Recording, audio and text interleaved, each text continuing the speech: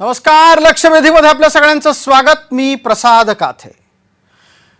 गेल्या 10-1 वर्षाच्या आसपास थोडंसं अजूनही मागे जाऊन तुम्हाला एक सिनेमाची आठवण करून द्यायची आहे। मुन्नाभाई MBBS नावाचा संजय दत्तचा सिनेमा आला होता। या मुन्नाभाईला एक सवय होती की तो समोरच्याचा राग शांत करण्यासाठी त्याला गळाभेट करायचा। या गळाभेटीला जादू की झप्पी असं नाव त्यावेळेला सिनेमात देण्यात आलं। आता राजकारणातही अशाच जादूच्या झप्प्या देण्याची परंपरा राहुल गांधींनी अंमलात आणली आहे का, हा प्रश्न आहे। कारण हेच राहुल गांधी अचानक विरोधकांच्या बाकावरून उठतात आणि पंतप्रधानांना लोकसभेत जाऊन मिठी मारतात। त्यानंतर ते 60त पोहोचलेल्या आपल्याच जवळपासच्या वयाच्या संदीप दीक्षित यांचीही गळाभेट घेतात आणि त्याला समर्थन करण्यासाठी पंतप्रधानांनी घेतलेल्या गळाभेटींचं निमित्त करतात। मुळात राहुल गांधी हे गळाभेटीच्या नकला करून काय सांगू पाहतायत। गांधींचं म्हणणं असं आहे की भारताची परराष्ट्र नीती ही पुरती गंडलेली आहे आणि भारताच्या परराष्ट्र नीतीला प्रभावशाली करण्याचा प्रयत्न हा नरेंद्र मोदी मिठ्या मारून करत असतात। हे सांगण्याच्यासाठी जी पद्धत त्यांनी अवलंबली ती निश्चितच सहजरित्या मान्य होणारी नाही। रचनात्मक संसद अशा एका संस्कारी नावासह राहुल गांधींनी नवी दिल्लीमध्ये मिठ्या मारण्याचा कार्यक्रम केला आणि त्याद्वारे विषय संपवला असं नाही, तर संदीप दीक्षित या दिल्लीतल्या एका कर्तृत्ववान मुख्यमंत्र्याच्या मुलानं हा विषय एका वेगळ्याच वळणाला नेला। इटलीच्या पंतप्रधान मेलोनी या राहुल गांधी आणि संदीप दीक्षित यांच्या मिठीच्या चर्चेत आणल्या गेल्या आणि मेलोनी यांना मिठी मारण्याचं निमित्त साधलं गेलं का, अशा स्वरूपाची एक अत्यंत रसहीन दर्जाहीन टीका केली गेली। हे सगळं कशासाठी, तर नरेंद्र मोदींना लक्ष्य करण्याच्यासाठी। नरेंद्र मोदी यांचा मेलोनी यांच्यासोबत असलेला जॉर्जिया मेलोनी यांच्यासोबत असलेला संवाद हा कदाचित काँग्रेसला पाहवत नाही आहे, पण त्याचा अर्थ आंतरराष्ट्रीय पातळीवरच्या भारतीय जनता पार्टी प्रणित सरकारच्या ध्येयधोरणांची खिल्ली उडवण्यासाठी एका महिलेच्या बाबतीत अशी शेलकी टीका करणं निश्चित योग्य नाही। आणि केवळ हे याच बाबतीत होतंय असं नाही, तर राहुल गांधींकडून यापूर्वी सुद्धा निर्मला सीतारामन यांचा उल्लेख करत असताना अशीच एक अत्यंत स्त्रीविषयक अपमानजनक टीका झालेली आहे। राहुल गांधी कधी मोठे होणार हा प्रश्न विचारला जात असताना ते वागलेत कसे ते आधी आपण पाहणार आहोत। अब इनके दिमाग में पता नहीं कहां से घुस गया कि ये मेरे दोस्त हैं। वो गले लगने लग गया, थोड़ी देर बाद हो जाता है कि भैया ये मेरा दोस्त है, गले लग लिए 3 बार, दोस्त होगा। वो पीछे पकड़ लिया उन्होंने। हाँ, वो 2 मिनट में देखो ये सोच रहे कि मेरे बड़े फ्रेंड हैं, है ना, ये सोचे मेरे बड़े फ्रेंड हैं, ये मैं अपने आप को इनका फ्रेंड नहीं मानता हूं, तो ये आ रहे गले मिलने, मैं आ रहा हूं गला पकड़ने। और मैं आपको बता रहा हूं, नरेंद्र मोदी को 2 मिनट में लपेट लिया। और आप बिलीव नहीं कर सकते इनके साथ हुआ क्या, मतलब आप इमेजिन नहीं कर सकते हुआ क्या इनके साथ। ये गए, आई एक्सप्लेन। ये गए, संदीप आना जरा, ये इनका पता नहीं कहां से इनके दिमाग में घुस गया। अब अजीब चीजें घुस जाती है, बट इनके माइंड में घुस गया कि फॉरेन पॉलिसी इज दिस।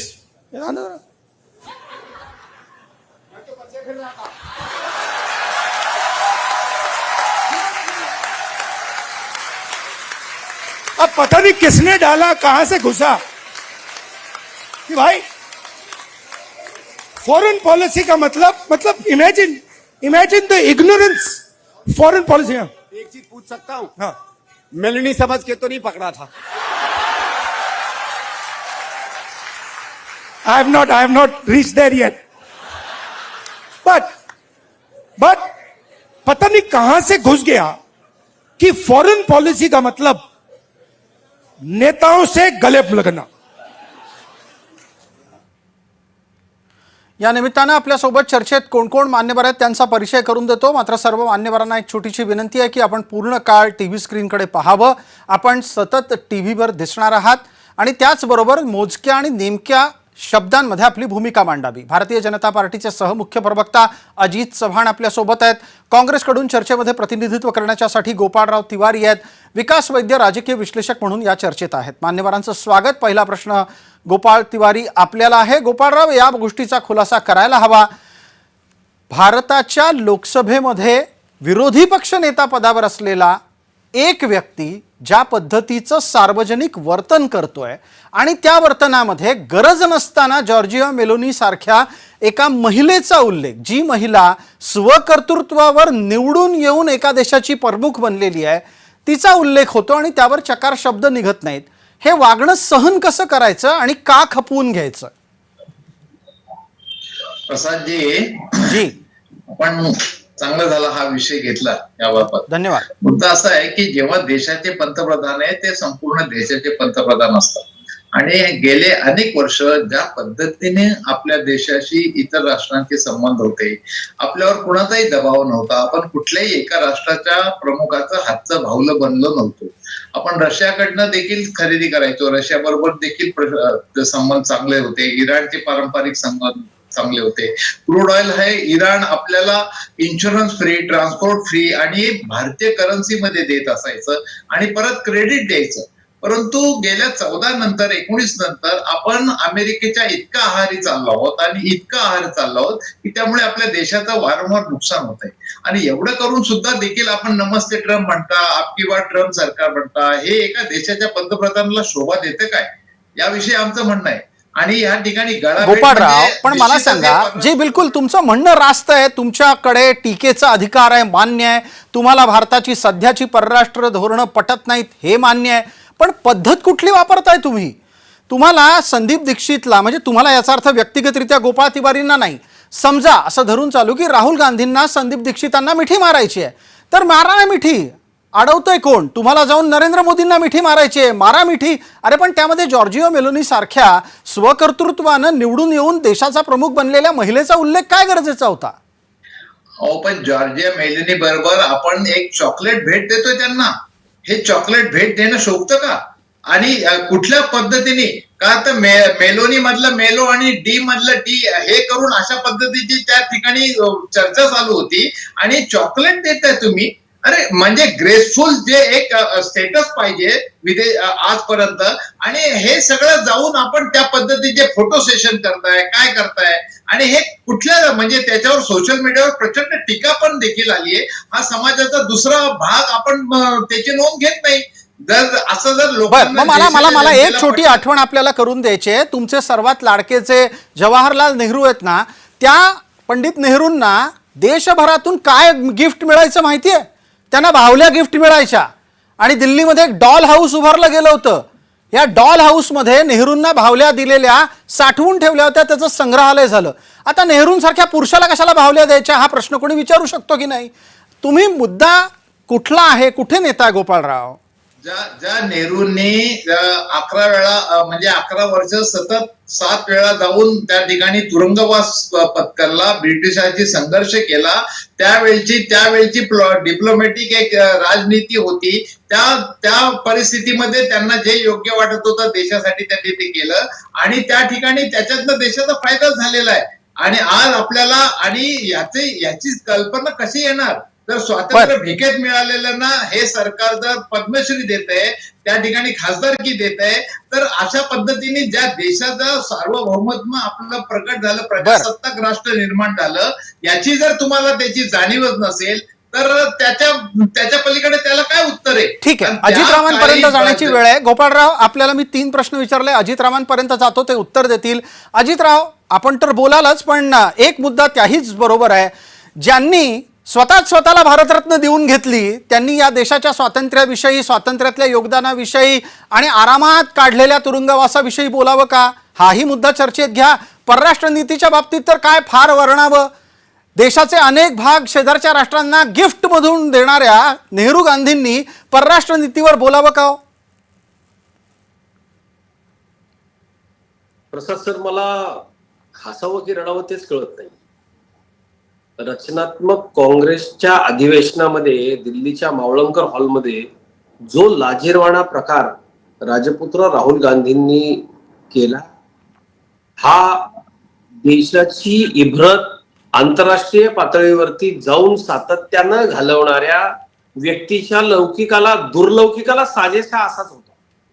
म्हणजे मला एक गोष्ट कळते, ती म्हणजे ही की आपण राजकारण करत असताना देशांतर्गत एकमेकावरती टीका करू, एकमेकाचे प्रसंगी वाभाडे काढू, आपण काहीही करू, पण देशाच्या विरोधी पक्ष नेत्याला एवढी अक्कल नाहीये की एखाद्या दुसऱ्या देशाच्या महिला प्रमुखांचा अशा पद्धतीने आपण अपमान करतो, याच्या बातम्या होणार नाहीत.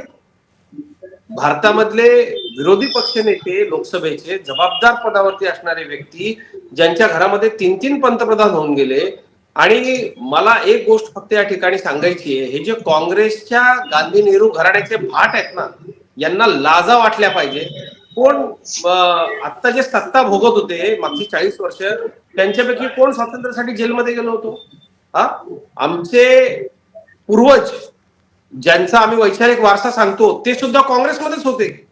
राष्ट्रीय स्वयंसेवक संघाचे संस्थापक डॉक्टर हेडगेवार हे काँग्रेसचेच नेते होते. ज्या वेळेला त्यांच्या लक्षात आलं की हिंदूंच्या हिताचं रक्षण करण्यामध्ये काँग्रेस असमर्थ आहे, करूच शकत नाही, आणि त्यांनी सांगितलेल्या गोष्टी सगळ्या घडल्या ना, यांना इतिहास, सगळा स्वातंत्र्याचा इतिहास आठवतो.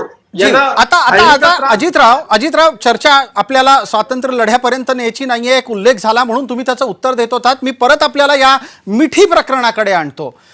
मिठीमध्ये ज्या वेळेला राहुल गांधी सांगतात, ते मोहब्बत की दुकान नावाचा एक विषय सुरू करतात. तो सगळा विषय त्यांच्या पद्धतीनं प्रेमाला अधिकाधिक व्यक्त करण्याच्यासाठी असू शकतो, पण आत्ताच्या घडीला देशाच्या परराष्ट्र नीतीला राहुल गांधी यांच्याकडून जेव्हा आव्हान दिलं जातं, तेव्हा तुमची परराष्ट्र नीती ही आजवरची सर्वात उत्तम आहे, हे सांगण्यासाठी तुमच्याकडे 3 कारणं आहेत का?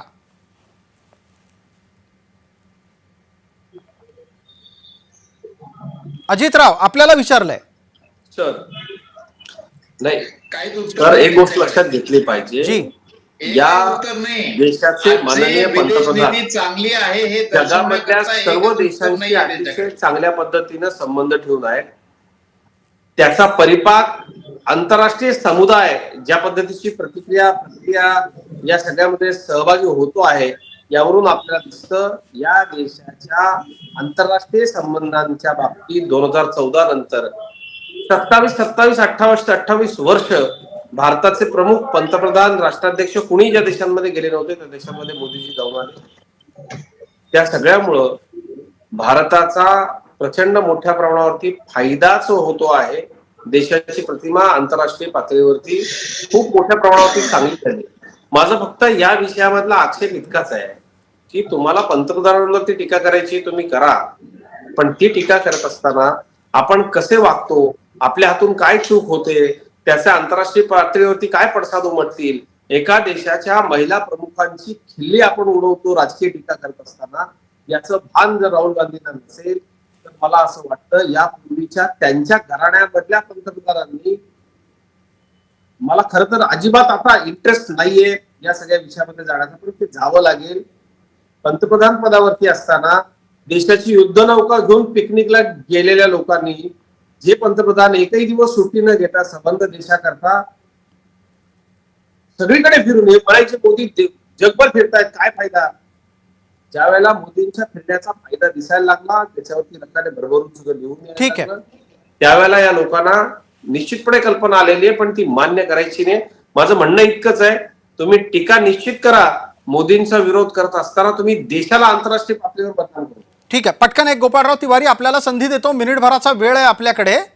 वागणं सुधारलं जाणं अपेक्षित आहे. आपली टीका कोणीही नाकारत नाही, टीका करण्याचा अधिकार नाकारत नाही. अभिव्यक्तीवरचा मुद्दा आहे, अभिव्यक्ती सुधारायला हवी. विरोधी पक्षनेता म्हणून 100% सुधारायला हवी. बोला.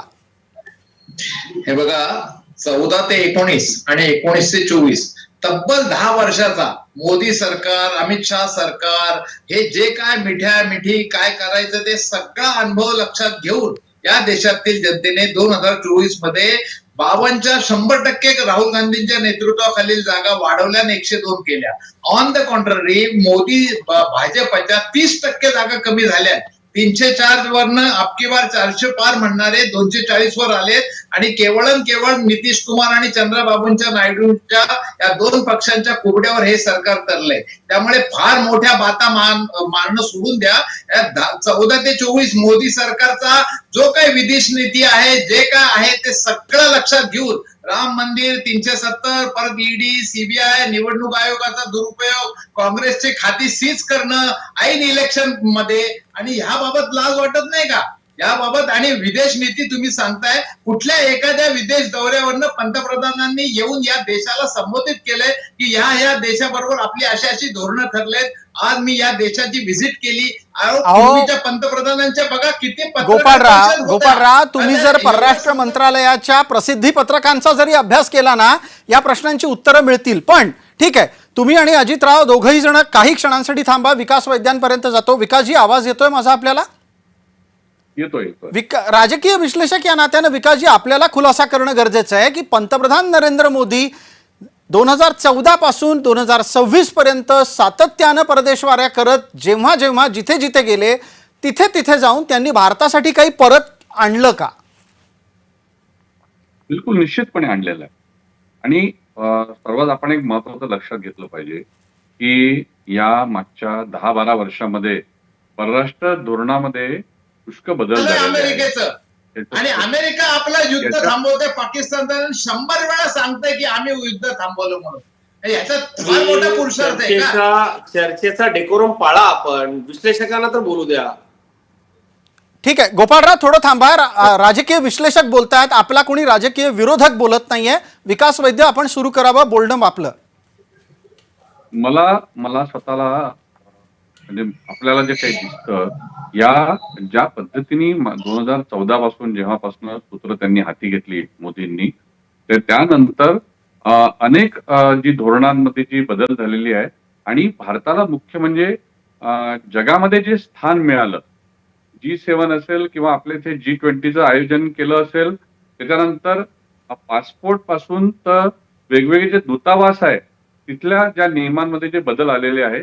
म्हणजे एक छोटीशी गोष्ट मी तुम्हाला सांगू इच्छितो की जे काही कॉन्सुल जनरल वेगवेगळ्या ठिकाणी आपले अपॉइंट होतात, त्यांना टार्गेट दिले जाऊ लागले की तुम्ही इतका बिझनेस, म्हणजे आधीच्या याच्याप्रमाणे साधारणपणे ज्या वाऱ्या राहायच्या त्या तुलनेमध्ये एक साधारणपणे शिस्तबद्धता. तर मला याच्यामध्ये मला जे सांगण्यात आलं आधी, त्या याच्यावर मला थोडीशी बोलायची इच्छा आहे की कुठेतरी आज जो प्रकार झाला राहुल गांधींचा, तिथे त्याच्या मागे एक बोर्ड होता, रचनात्मक काँग्रेस. जी, रचनात्मकतेचा हा अर्थ हा एखाद्या डिग्निटीशी जोडला जातो. बिलकुल. आपल्याला काँग्रेस किंवा बीजेपी असं म्हणायचं नाही आहे, पण राहुल गांधी हे काँग्रेस सारख्या एका मोठ्या ऐतिहासिक पक्षाचं नेतृत्व म्हणून, त्याला खरगे जरी अध्यक्ष असले तरी एक राहुल गांधींना एका म्हणजे पंतप्रधानाचे नॉमिनी या पद्धतीने त्यांना पाहिलं जात आहे. कुठेतरी या ठिकाणी जी पद्धतीची डिग्निटी, आपण जर मिठीची त्यांनी जी गोष्ट केली, त्यांनी स्वतः 2018 मध्ये संसदेमध्ये पंतप्रधान नरेंद्र मोदींना मिठी मारली होती. आणि मग डोळ्यांच्या हालचाली वेगवेगळ्या पद्धतीने करणं, मला असं वाटतं हे थोडंसं हास्यास्पद आहे. कारण ज्या पद्धतीने आपण नरेंद्र मोदींकडे आदराने पाहतो, त्याच पद्धतीने काँग्रेसचे एक महत्वाचे नेते आणि गांधी परिवारातलं एक मोठं नाव म्हणून जनता त्यांच्याकडे मोठ्या आदराने पाहते. जी विकासजी, इथेच एक मुद्दा उपस्थित करतो पटकन. आपल्यासाठी आणखी 1 मिनिटभराचा वेळ देतो. तुम्ही ज्या भूमिकेला घेऊन इथे व्यक्त होताय की एक आदरातिथ्य असलेली, म्हणजे आदरणीय व्यक्ती म्हणून राहुल गांधींकडे जे पाहतात त्या व्यक्तींना हे चालेल का? पण राहुल गांधी मात्र याच प्रकारच्या सततच्या वर्तनांना समर्थनीय ठरवतात. त्यांच्याकडून आपण काही चुकतो आहोत, आपलं वागणं असं नसावं, आणि 60मध्ये जवळपास पोचायला आलेल्या माणसाकडून अशा प्रकारचं बालिश वर्तन होऊ नये हे अपेक्षितच असताना तसं घडत नाहीये. का घडत नसावं? सातत्यानं आपण आजही जवळपास 16 वर्षाचे आहोत, या भूमिकेत ते का वावरत असतात? आणि आता याचं उत्तर आपल्याला देणं शक्य नाहीये. पण ही गोष्ट एक नक्की आहे, तुम्ही देखील तुमच्या निवेदनात जे आधी सांगितलं त्या पद्धतीने जर आपण पाहिलं तर आता ते जवळपास आता 60 व्हायला मला वाटतं त्यांना 2 किंवा 3 वर्ष उरलेली आहेत. आणि त्यामध्ये संदीप दीक्षितांसारखा नेता ज्या पद्धतीने चर्चा तिथे होते, आणि ही चर्चा अगदी आपण जशी पारावर चर्चा केली जाते किंवा लहान मुलांच्या किंवा तरुणांच्या समूहात ज्या पद्धतीने चेष्टा केली जाते कुठल्या तरी जी. अबसेंट असलेल्या व्यक्तीबद्दल, जी. तर मला असं वाटतं की हे कुठेतरी डिग्निटीला हे शोभत नाहीये त्यांच्या. आणि निश्चितपणे हे राहुल गांधींबद्दल ज्यांना आदर आहे ते देखील मनातून हे मान्य करणार. मनातून मान्य करणार. ते अगदी महत्वाचा मुद्दा इथे गोपाळराव तिवारींना या निमित्तानं व्यक्त व्हायचं असणार. पण गोपाळराव थोडं थांबा, अजितरावांकडे पटकन जातो आणि आपल्यापर्यंत येतो. अजितराव, लोकांना हे पटलेलं दिसत नाहीये की अशा पद्धतीनं देशाचा विरोधी पक्ष नेता वागतोय. ते जर विरोधी पक्ष नेता नसते तर 100% एखाद्या वेळेला खपून गेलं असतं, कारण ते विरोधी पक्ष नेता नव्हते तेव्हा. तर ते त्यांच्याच पंतप्रधानांचे आदेश फाडताना आपण पाहिलेले आहेत. हा पोरकटपणा का आहे? कोण सल्लागार असतील या राहुल गांधींचे की जे असे वागतायत? काँग्रेसच्या समर्थकांनी, काँग्रेसच्या नेत्यांनी याचा निश्चितपणे विचार केला पाहिजे. कारण शेवटी काय होतं की आपल्या देशाची इबरत आंतरराष्ट्रीय पातळीवरती अक्षरशः धुयला मिळते. यापूर्वी जसा आता सरांनी उल्लेख केला की संसदेमध्ये मिठ्या मारणं, संसदेमध्ये डोळे मारणं, वेगवेगळ्या पद्धतीच्या चेहऱ्याचे हावभाव करणं, साधारणतः हे सगळं सुद्धा ठीक आहे, आपण समजून घेऊ शकतो की ते लाडावलेले राजकारणी. परंतु आंतरराष्ट्रीय पातळीवरती एखाद्या देशाच्या राष्ट्रप्रमुख महिलेच्या बाबत आपल्या पंतप्रधानांना ज्या दिवशी श्रीमती मेलोडी यांना मोदीजी भेटले, ते काही व्यक्तिगत मोदीजींची भेट नसते, ती भारताच्या पंतप्रधानांची भेट आहे. आणि माझी एक विनंती आहे, कुणी सत्तेचा अमरपट्टा घेऊन आलेलं नाही. सत्ता या देशामध्ये आपल्या घराण्याशिवाय इतर दुसऱ्या कुठल्या व्यक्तीनं इतका दीर्घकाळ सत्ता आपल्यापासून हिरावून घेतली आहे. हा आकस आणि हा राग गांधी घराण्याच्या मनामध्ये असणं मी समजू शकतो. पण एका सामान्य व्यक्तीच्या पोटी जन्माला आलेल्या एका सामान्य कार्यकर्त्यानं आपल्याला ही धूळ चारली. कदाचित हे जे वैषम्य आहे हे झोपू देत नसावं राहुल गांधींना. पण त्यांनी एक लक्षात घेतलं पाहिजे की नरेंद्र मोदी हे व्यक्तिशः नरेंद्र मोदी नाहीयेत, ते भारतीय जनता पक्षाचे कार्यकर्ते नाहीयेत, ते संघाचे स्वयंसेवक नाहीयेत, त्या ठिकाणी ते देशाचे पंतप्रधान आहेत. या लोकशाही मार्गानं जनतेनं निवडून दिलेल्या खासदारांनी त्यांची निवड केलेली आहे. आणि देशाचे पंतप्रधान म्हणून ज्या वेळेला एखादी व्यक्ती देशाबाहेर जाते तेव्हा ते राहुल गांधींचं सुद्धा प्रतिनिधित्व करतात, काँग्रेसचंही प्रतिनिधित्व करतात. याचा विचार काँग्रेसने केला पाहिजे. मला असं वाटतं इतके प्रगल्भ विचार ते करू शकतील का? पण आम्हाला तरी हा मुद्दा घेतो गोपाळरावांपर्यंत जातो. गोपाळराव, याच राहुल गांधींनी मनमोहन सिंगांच्या सरकारचा आदेश फाडून टाकलेला आहे आणि आता ते ज्या पद्धतीचं वागतायत याचा एक सोपा अर्थ असा आहे की त्यांचं वागणं आधीही पोरकटपणाचं होतं, आताही ते तसंच आहे. बघा, तो जो आदेश काढला त्याच्या बाबतचा विषय असा आहे की ते गुन्हेगारी संसदेचे जे सभासद आहेत त्याविषयीचा होता की जे गुन्हेगारी पार्श्वभूमी असलेल्या लोकांची शिक्षा माफ करणं अशा विषयीचा तो होता. त्या कुठला GR फाडला किंवा कुठला तो आदेश फाडला त्याविषयी एक वेगळी चर्चा होऊ शकते.